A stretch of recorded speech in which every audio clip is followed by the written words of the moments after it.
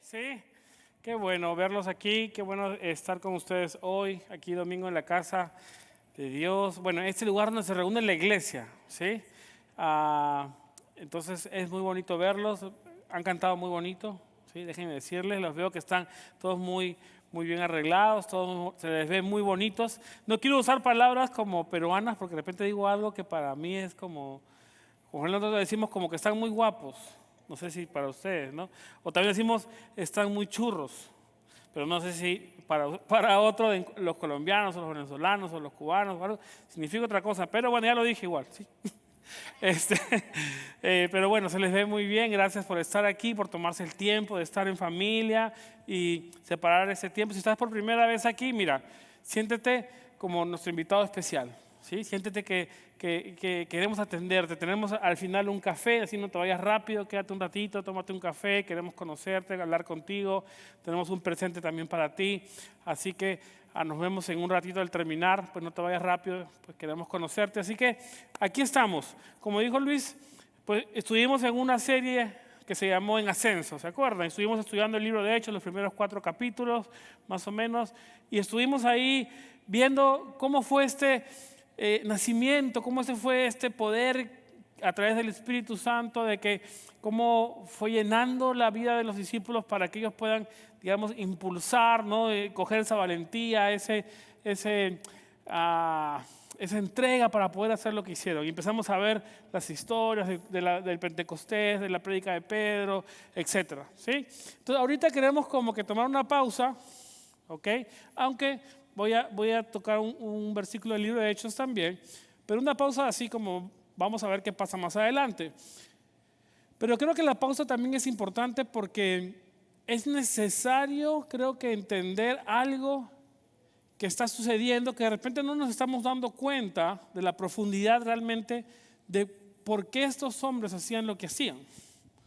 ¿Sí? Definitivamente el Espíritu Santo estaba con ellos, estaba presente, y a través de eso es ese poder que les daba a ellos de hacer lo que hacían. ¿Ok? Pero hubo algo realmente que ellos entendieron, que lo vamos a estar conversando, y creo que nos puede ayudar a entender cómo estamos nosotros hoy, y creo que nos puede ayudar también a crecer, y nos puede ayudar a desarrollarnos más y a tener una vida más plena de acuerdo a lo que Dios nos ha llamado a hacer, pero también a impactar la vida de otras personas. ¿Ok? Entonces quiero que vayan conmigo al libro de Hechos, como les decía hace un rato, versículo 13, porque me quedé pegado con ese versículo. ¿Ok? Hace un par de semanas se tocó, el pastor Oscar estuvo predicando y lo compartió, lo mencionó un poquito, se detuvo ahí, mencionó un par de cosas sobre ese versículo, pero yo quiero que nos detengamos aquí.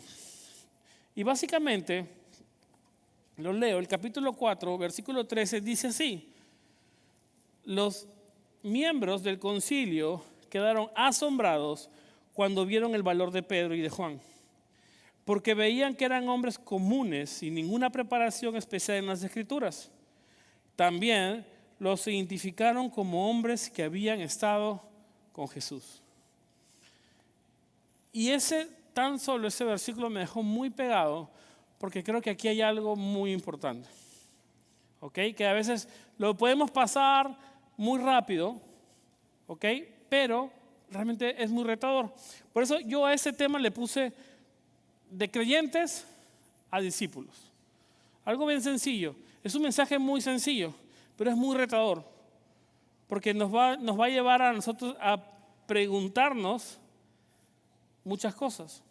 Y es normal, estamos en ese proceso, estamos caminando, estamos en ese camino, en esa vía, todos juntos, ¿sí? Pero es importante que tomamos ese tiempo de hacerlo. Entonces quiero orar, porque de repente te estás preguntando ¿cómo es esto de creyente? Entonces, ¿yo qué soy? ¿Soy un creyente? ¿Soy un discípulo? ¿En qué punto estoy? ¿Qué es un discípulo? ¿Qué hace? ¿Cómo? Entonces, tal vez muchas preguntas, ¿sí? Entonces vamos a orar para poder como meternos en esto y que sea Dios revelándonos eso, ¿sí? En dónde estamos y cómo podemos seguir avanzando y creciendo. Señor, gracias por tu palabra el día de hoy. Gracias por permitirnos estar aquí, Señor.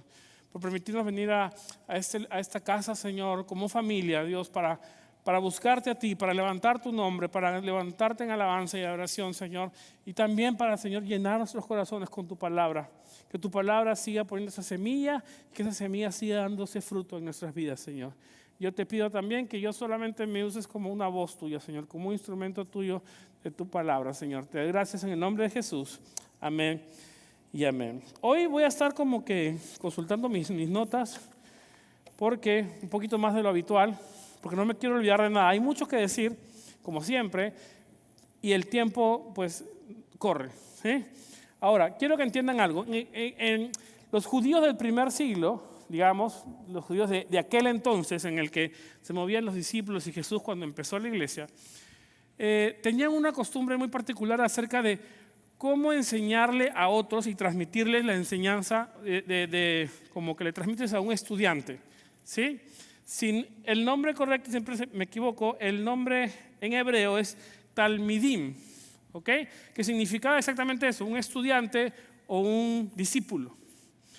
Ahora, era particular la forma en que lo hacían porque era el estudiante llevaba una enseñanza básica, algo básico, aprendía la Torá, se la memorizaba, ¿no? La estudiaba y luego cuando ya crecía en conocimiento y en edad, entonces buscaba un maestro.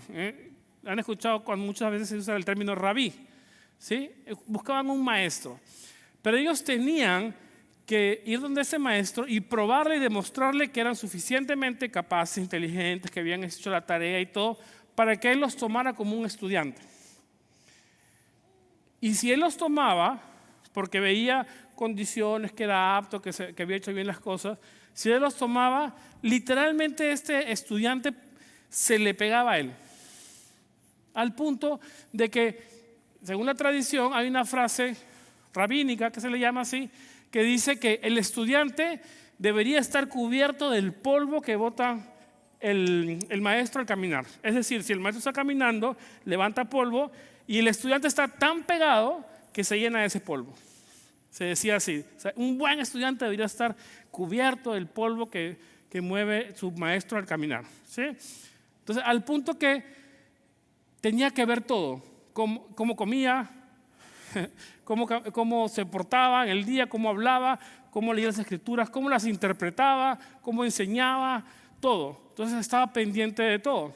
Tan importante es que, no sé si recuerdan, pero Pablo en algún momento dice, yo fui, como si fuera algo muy importante, yo fui discípulo del gran Gamaliel, ¿sí? Porque importaba mucho quién había sido tu maestro, de dónde habías aprendido, cuál había sido tu escuela, etc. Entonces se hacía así, buscaban su maestro. Entonces llegó un día en que Jesús, ¿cierto? Le seguían muchas personas, digamos que estaba así, como este cuarto aquí, lleno de gente. Dice que Jesús se para y dice, bueno, y es como el momento en que él llama a los 12. Y dice, bueno, ven, tú, y empieza a llamarlos, ¿sí? Pedro, Santiago, Juan, etc. Empieza a llamar. Bueno, Simón en ese momento los empieza a llamar. Entonces las personas que estaban alrededor entendían lo que estaba haciendo Jesús. Es decir, estaba poniendo a sus discípulos, a aquellos que iban a estar pegaditos a él. Eso todos lo entendían. Ahora, lo curioso es que sucedió al revés. Y Jesús, si no me equivoco, es en Juan 15, perdón, él dice esto está hablando con sus discípulos, le dice, ustedes no me eligieron a mí, fui yo quien los elegí a ustedes. ¿Por qué? Porque la tradición decía que el estudiante necesitaba buscar al maestro, probar que era apto para que el maestro lo eligiera. Pero Jesús le está diciendo, no fueron ustedes los que me eligieron a mí, fui yo los que los elegí a ustedes. ¿Qué es lo que estaba diciendo entonces? No se trata de qué tan apto eres, no se trata aquí, yo no te estoy eligiendo porque seas el mejor, te sepas la Torá de memoria, ni que seas el que habla mejor, no. Te estoy eligiendo porque yo he visto algo que tal vez tú no has visto y yo te voy a enseñar. Entonces la carga y la responsabilidad y el llamado viene de Jesús, no de los discípulos. Por eso lo hizo así, muy intencionalmente. Y lo curioso también es, como decía, no llamó a los más aptos, aparentemente, ¿sí? Lo que uno vería, la mayoría de ellos pescadores, muchos de ellos tal vez sin mucha preparación en las escrituras. Como todo judío, habían escuchado, a través de sus padres, a través de la familia, de repente iban de cuando en cuando algunos, y sabían las profecías que venía el Mesías, pero no eran hombres, digamos, que habían dedicado su vida a eso. Es más, en la misma mesa de los 12 tenías pescadores y por un lado de la mesa un cobrador de impuestos, que era en ese tiempo lo peor, lo mal visto. Pero al otro lado de la mesa tenías un subversivo, un celote que era en contra del gobierno, que era el otro Simón, ¿cierto? Entonces tenías al que apoyaba al gobierno o se beneficiaba del gobierno y al otro lado de la mesa tenías al que se oponía al gobierno, al revolucionario, en la misma mesa. Tenías pescadores que se dedicaban a eso y que toda su vida habían hecho eso. Entonces, la carga de este llamado y de la enseñanza y de prepararlos está en Jesús, no en los hombres. Y es importante entender esto porque esto marca una diferencia entre que nosotros pensemos que podemos alcanzar cosas porque tal vez si me esfuerzo más, o tal vez si leo más, o tal vez si me aprendo más, o tal vez si soy mejor, y empezamos a cargarnos de esto cuando en realidad Jesús simplemente quiere que vengamos. Que Él ya abrió todo, que Él ya puso todo en la mesa para nosotros. ¿Sí? Entonces, dado eso, quiero que entendamos esto. Cuando vemos el Nuevo Testamento, no hay realmente una gran diferencia cuando se hablan de creyentes o de discípulos. Así empezó. No había esa distinción como hemos puesto en el título, ¿no? De creyentes y discípulos. No había. Se mencionaba que todo aquel que creyera era un discípulo. De hecho, en Hechos 11:26 dice que a los discípulos se les llamó cristianos por primera vez en Antioquía. No, cuando ellos escriben, como Lucas escribe Hechos o los evangelios, no hay una distinción realmente de creyentes y discípulos. Entonces, ¿por qué entonces ahora hay una distinción? ¿Por qué estamos poniendo esto de que, bueno, quién es creyente y quién es discípulo? Porque nosotros hemos empezado a hacer esa distinción en nuestra forma de vivir nuestra vida en Cristo. Muchos de nosotros nos hemos empezado y tal vez me pongo en la primera fila, a pensar en ver una vida cristiana como en mis propias reglas. ¿Sí? Todos alguna vez hemos caído en esto. Es decir, Dios enseña esto, pero esto sí lo acepto, pero tal vez esta parte de finanzas no tanto. Yo tengo el control de eso. O de repente yo sí creo que Dios puede hacer milagros de sanidad, pero no creo que Dios pueda hacer milagros en mi matrimonio, por ejemplo. Y empezamos nosotros a poner reglas y Dios tiene que obrar así y Dios puede hacer esto y Dios no puede hacer esto, o Dios en esta parte sí te necesito en mi vida pero en esta parte no, y empezamos a separar lo que la Biblia nos enseñaba que era un creyente o un discípulo. Así empezó, eran lo mismo, no había una distinción. ¿Por qué? Porque eran tan comprometidos que un creyente inmediatamente se hacía un discípulo. Pero una vez escuché a alguien que decía, los humanos hemos roto muchas cosas. Y es la verdad, hemos roto muchas cosas, nos hemos distanciado a veces del plan que Dios tenía. Y este mundo es lo que nos empuja a eso, nos empuja a distanciarnos del plan de Dios para la familia. Los miércoles estamos llevando el grupo de matrimonios y nos damos cuenta cómo el mundo también ha puesto unas reglas diferentes en los matrimonios. Y nos ha querido enseñar que los matrimonios funcionan de otra manera, pero cuando vamos a la palabra de Dios, nos damos cuenta que no, que Dios tiene un plan para el matrimonio y que es perfecto y es agradable. Y si nos mantenemos en ese camino, Dios obra en nuestras vidas y en nuestros matrimonios y restaura y nos ayuda. ¿Sí? Entonces, para entender simplemente y pasar a lo que quiero llegar. Entonces, ¿qué es un creyente? ¿Qué es un discípulo? Solo para como ponernos en contexto. ¿Ok? Listo, mira, un creyente, lo puse así, es alguien que ha aceptado que el evangelio es verdad, cree que Jesús murió, resucitó y que esa muerte paga por sus pecados, su fe es real, su salvación es real. ¿Sí? Ojo, lo que estamos hablando aquí no tiene que ver con salvación y lo voy a mencionar ahorita. ¿Y qué es un discípulo? Es alguien que ha permitido que esa verdad ahora reorganice su vida entera alrededor de Jesús. Entonces, la diferencia no es de salvación, es de dirección. Alguien que ha decidido ser un discípulo no es que sea más salvo. ¿Ok? Quiero que poner esa aclaración. No, es que yo solo soy creyente, no soy salvo. No. Si tú creíste, pusiste tu fe en Cristo, por lo que Él murió en la cruz por ti y cubrió tus pecados, dice que la Biblia que eres salvo. ¿Ok? No estamos hablando de eso, estamos hablando de algo más. Entonces, un discípulo no es simplemente alguien más salvo, no. Y simplemente es que decidió que esa verdad ahora va a organizar su vida. Y todo lo que él haga va a ser alrededor de esa verdad. ¿Ok? Esa es la gran diferencia. Entonces, de hecho ahí vienen muchas preguntas, ¿no? Y uno se pregunta, bueno, ¿y en qué? ¿En qué estoy? ¿Qué estaré yo? ¿Será que sí? ¿Será que ya soy discípulo? ¿Será que no? Y esa es una pregunta que tal vez cada uno tiene que responder. Y por eso es que es importante que tomemos este tiempo. ¿Ok? Ahora, ¿cuál era el problema? ¿Cuál es el problema con esto? De decir, pero ¿cuál es el problema si yo soy creyente o si todavía no llego a ser discípulo? ¿Qué? ¿Cómo es?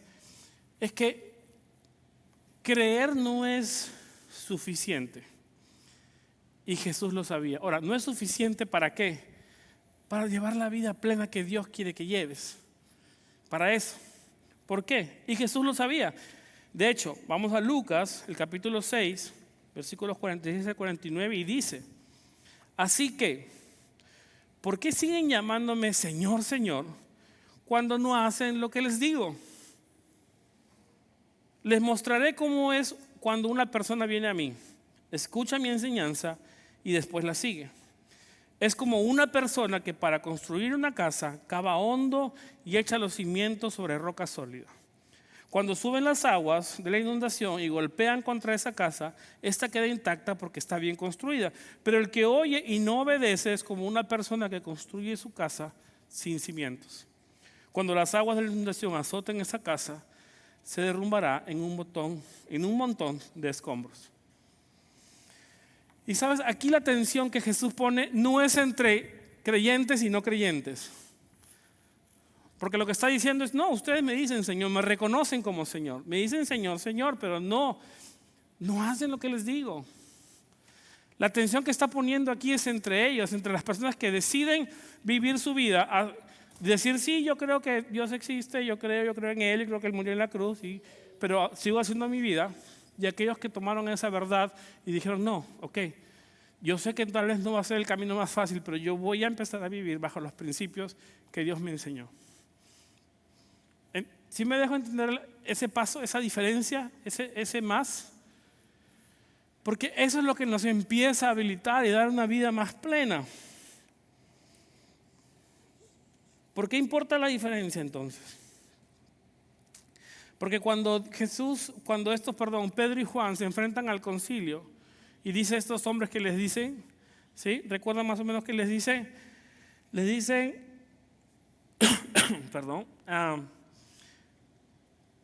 versículo 13 dice, los miembros del concilio quedaron asombrados cuando vieron el valor de Pedro y Juan. ¿Y qué reconocieron? 3 cosas. Que eran hombres comunes. No eran extraterrestres, no eran súper bien arreglados, no eran gente de dinero, eran hombres comunes. Lo siguiente que reconocen es que no tenían ninguna preparación especial en las Escrituras. Eran comunes y no tenían ninguna preparación especial en las Escrituras. Pero lo tercero que reconocen que es que ellos habían estado con Jesús. No dicen, no, es que Pedro predica bien bonito.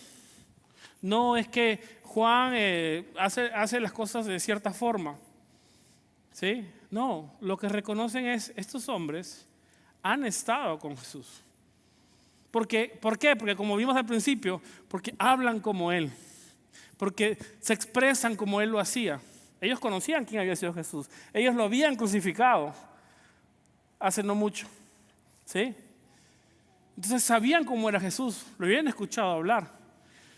Y cuando escuchan a esos hombres dicen, estos hombres hablan como Él, se mueven como Él, dicen lo que Él decía, obran en gracia como Él lo hacía. Y todo eso, entonces lo reconocen. Porque como vimos al principio, un discípulo es aquel que se pegaba a su maestro y aprendía todo. Gracias, mi amigo. Aprendía cada cosa. Dice que aprendían hasta cómo comer, hasta qué comer. Porque hacían todo lo que su maestro hacía. Y aunque eran sus enemigos, no pudieron evitar darse cuenta que eso era real.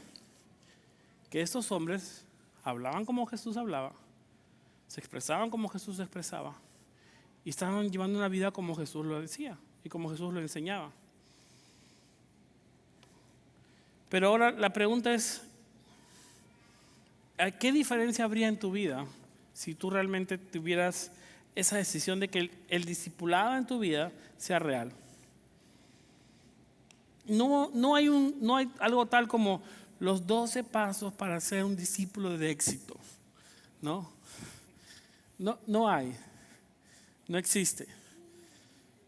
Pero sabes, sí tenemos la Biblia y sí tenemos el ejemplo que Jesús nos dejó. Porque lo mejor que hizo Jesús fue que Él mismo lo hizo. Y Él mismo dejó escrito y Él mismo nos enseñó cuál es el camino que una persona que quiere ser un discípulo debería tomar. Y lo voy a mencionar en 5 cosas bien rápidas, ¿ok? Como le digo, solo estos 5 es toda una enseñanza, toda una prédica nueva y toda una serie podría ser. Pero lo voy a mencionar muy rápido. Número 1, ¿qué les enseñó Jesús a estar? Marcos 3:14 dice, designó a 12 para que estuvieran con Él y para enviarlos a predicar. ¿Qué es lo que Jesús les enseñaba? Lo primero es estar en su presencia. Jesús no agarró, llamó a 2 y les dijo, listo, vámonos para allá a predicar. No, Él pasó tiempo con ellos primero en su presencia. Se sentaba con Él, les hablaba, les enseñaba, los corregía. Me imagino que hubieron muchas conversaciones. Y dice que y luego los envió a predicar. Entonces lo primero es estar, ¿en dónde? En su presencia. Eso les enseñó Jesús. Lo segundo que les enseñó fue a permanecer. Juan 8:31 dice, Jesús les dijo a los creyentes, a los que creyeron en Él, ustedes son verdaderamente mis discípulos si se mantienen fieles a mis enseñanzas. Entonces, ¿qué les enseñaba Jesús? Es permanezcan fieles a las enseñanzas. No quieran hacerlo a su modo, no quieran meterle, sí lo hago, pero también le agrego esto. No, permanezcan fieles a las enseñanzas. ¿Ok? Número 3, servir. Marcos 10, 43, 45 dice, el que quiera ser líder entre ustedes deberá ser sirviente, y el que quiera ser el primero entre ustedes deberá ser esclavo de los demás. Pues ni aún el Hijo del Hombre vino para que le sirvan, sino para servir a otros y para dar su vida en rescate por muchos. El servicio no es lo que un discípulo hace de vez en cuando, ¿sí? Es la expresión natural del discípulo. ¿Ok? Es aquello que le nace hacer. No es algo eventual. Es algo que constante día a día busca servir. Número 4, amar. Juan 13:35 dice, en esto conocerán todos que son mis discípulos, que se amen los unos a los. ¿Dónde la gente va a ver que si tú eres discípulo de Jesús? En que se amen los unos a los otros. Se lo merezca, no se lo merezca, se amen los unos a los otros. Así la gente, las personas alrededor tuyo van a reconocer, él es un discípulo de Jesús. 5, morir diariamente. Si alguno quiere seguirme, que se niegue a sí mismo, tome su cruz cada día y me siga. Ahora, tal vez esta es como la que suena más como morir, ¿no? Y no se trata de, hemos entendido muchas veces que esto es como, una penitencia que debo llevar día a día, entonces yo debo cargar mi cruz así como Él lo cargó y recibir golpe y que me traten mal. No, eso no es lo que estaba diciendo. Lo que estaba diciendo es, hay algo más grande para ti, pero para lograr eso necesito que sea menos de ti y más de mí. Eso les decía Jesús. Y esa debe ser nuestra oración. ¿Sabes, Dios? Que haya más de ti en mí y menos de mí. Eso es morir diariamente. Pero ¿mueres a qué? A ti mismo. Muchas veces a esas cosas que te gustaría hacer, que sabes que no te va a dar el resultado correcto. Y decides morir y decides dar en servicio a otros. En los matrimonios, cuando tienes a tu esposa o a tu esposo y decides tal vez entregar ese momento y morir a ti para servir a tu esposo o tu esposa. Eso es morir realmente, y Jesús les estaba enseñando eso. Entonces, que era estar en su presencia, permanecer fiel a sus enseñanzas, servir, amar y morir diariamente. Esas 5 cosas Jesús lo vamos a ver en los evangelios constantemente. Se las enseñaba a través de enseñanzas, pero a través de también estar. Lo que me encanta de esto es que era un caminar juntos.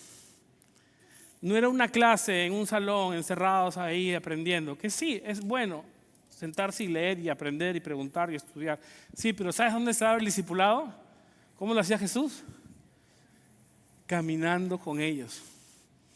Y caminaban y veían una vid por ahí y de repente les decía, mire, les enseñaba, si ustedes permanecen juntos en la vid conmigo, pues van a rendir frutos, pero si ustedes se separan, entonces les iba enseñando.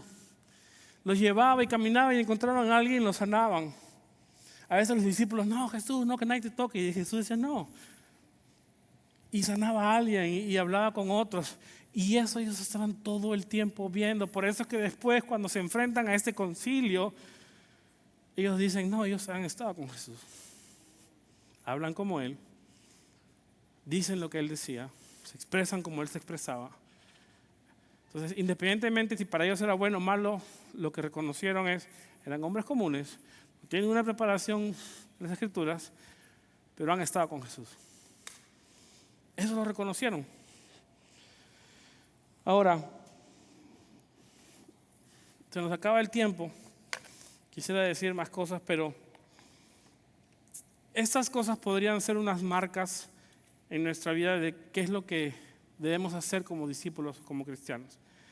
Y esto no es, ya cumplí permanecer. No, eso es un proceso que es día a día, continuo. Ninguno de los que está aquí, por lo menos, hemos alcanzado cada uno de esos puntos para decir, ese ya lo tengo resuelto. No, estamos todos en ese proceso. Pero la vida de un discípulo es esa. Estoy en el proceso día a día, reconozco que necesito a Dios, menos de mí, más de Él, menos de mí, más de Él. Ese es el camino de un discípulo. Y la gran comisión, ¿se acuerdan? Mateo 28, del 19 al 20, esa gran misión que Dios les da, Jesús les da antes de irse. Y les dice, por tanto, vayan y hagan discípulos en todas las naciones, bautizándolos en el nombre del Padre, del Hijo y del Espíritu Santo. Enseñen a los nuevos discípulos a obedecer todos los mandatos que les he dado y tengan por seguro que estoy con ustedes siempre hasta el fin de los tiempos. La misión central no es simplemente lograr que las personas crean, es lograr que las personas se formen en Cristo. Ese es el objetivo. Jesús no solo nos llama a que creamos en Él, sino a que lo sigamos a Él. Como lo hacía un talmidín. Al punto que si Él caminara, el polvo que se levantara al caminar se me pegara. Ese es el llamado. Estamos tan impregnados de Él, de su presencia, de sus enseñanzas, de las cosas que encontramos en su palabra, que estemos tan impregnados que pase lo mismo. Que alguien en tu trabajo, alguien en tu familia, alguien en la calle te escuche hablar, te vea actuar y diga, ojalá lo digan así, pero por lo menos digan, ¿sabes? Esa persona tiene algo diferente. Probablemente sea cristiano, probablemente tenga a Jesús en su vida. Y no te miento, la gente sí se da cuenta. Porque tú te das cuenta cuando alguien es diferente, ¿cierto? Y dices, ya sea para bueno o para malo, tú dices, no, hay algo en esta persona. Pero uno se da cuenta.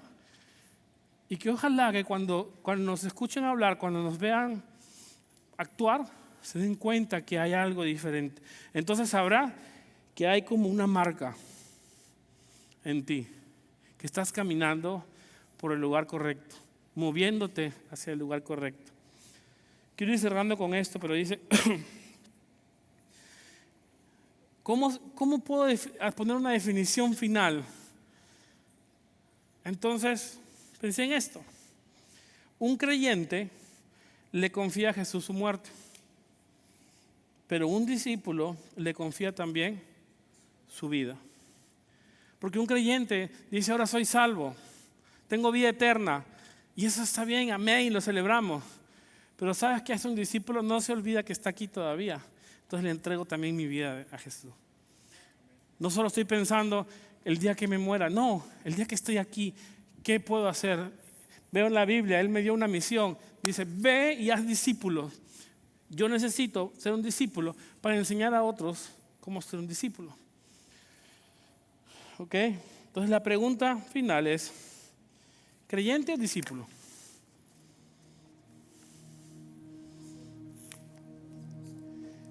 Yo creo que la pregunta más importante que tú te puedes hacer, más allá de, ay, bueno, soy creyente, soy discípulo, es, ¿sabes hacia dónde me estoy moviendo? Han visto que aquí en Mile City hablamos mucho de que ayudamos a las personas a moverse hacia Dios, ¿sí? De la misma forma, ¿cuál es mi movimiento? ¿Hacia dónde me estoy moviendo? ¿Me estoy moviendo cada vez más hacia Dios? ¿O soy como un auto estacionado al lado de la carretera que llegó a un punto y ahí se quedó? Porque es cierto, a veces nos pasa eso. Pero un auto parado o estacionado en un garaje o en un simple estacionamiento o al lado de la carretera, pues no es útil, es la verdad. No nos lleva a ningún lado.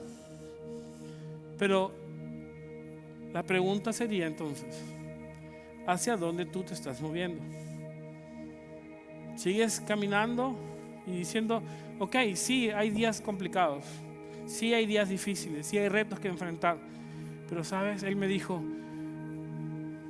está en mi presencia, permanece en mis enseñanzas, sirve a todos, ama a tu prójimo y sabes que sea más de Jesús, más de su Espíritu cada día en mí y menos de mí. Eso es la marca.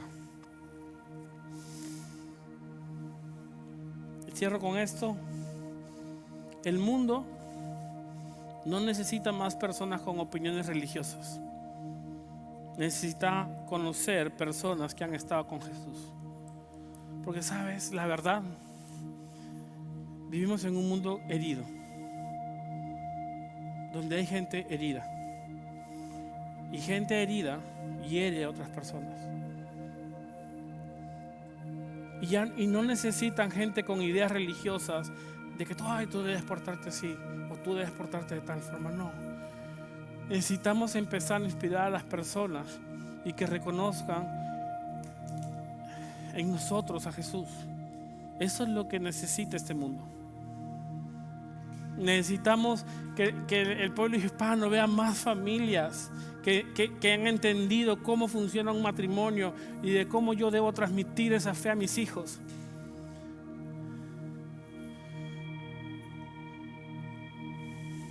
Eso necesita el mundo. Entonces, ¿qué necesita el mundo? Discípulos que han entendido que ya no solamente se trata de sí, yo creo en Dios, sino de que esa verdad ahora gobierna mi vida y todo lo que yo hago se mantiene alrededor de eso. ¿Sí?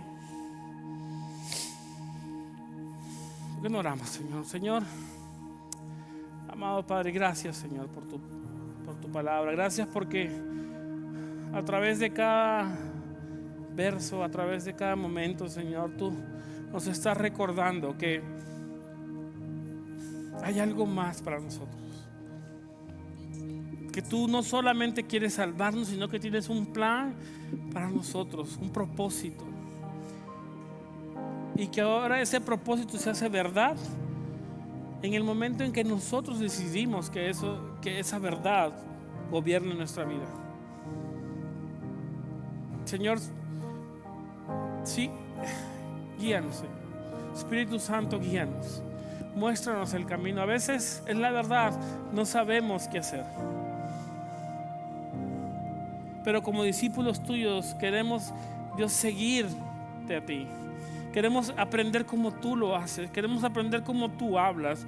Queremos aprender cómo tú oraste, Señor. Cómo tú declaraste cosas, Señor. Y cómo tú te aferraste a Dios, a Jesús. Cómo se aferró a esa verdad en su vida en los momentos difíciles. Señor, simplemente queremos entregarte este tiempo. Muéstranos el camino. No queremos ser un auto más estacionado al lado del camino, sino queremos ser esos creyentes que deciden vivir un poco más alto, Señor, y transformar no solo nuestras vidas, sino la de todos los que están a nuestro alrededor, Señor, para que cada persona te conozca a ti. Gracias, Señor.